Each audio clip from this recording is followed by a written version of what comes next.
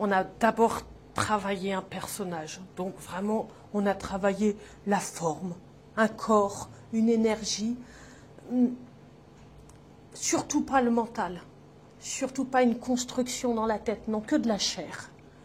Et cette chair-là, il a fallu y ajouter des mots.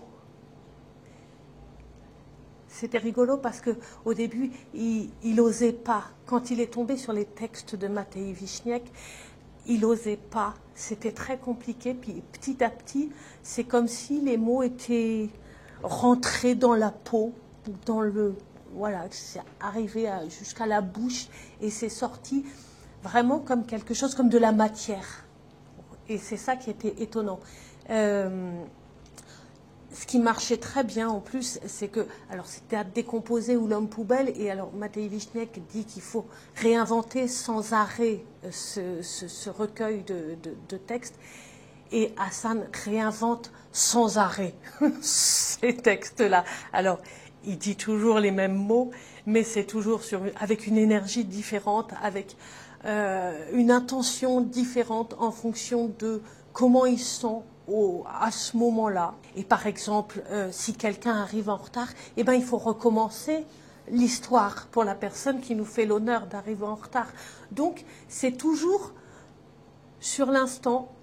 Et je trouve que ça marche très très bien avec ces textes de Matei Wiśniek. Une parole qui a une grande profondeur et surtout un humour incroyable. Voilà.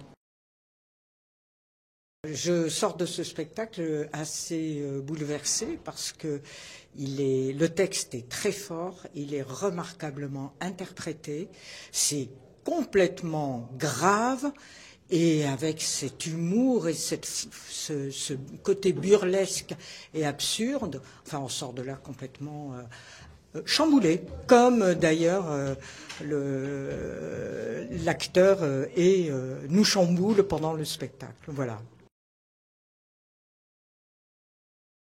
La pièce de ce soir de Matei Wiśniek est très, très forte et totalement dans l'absurde.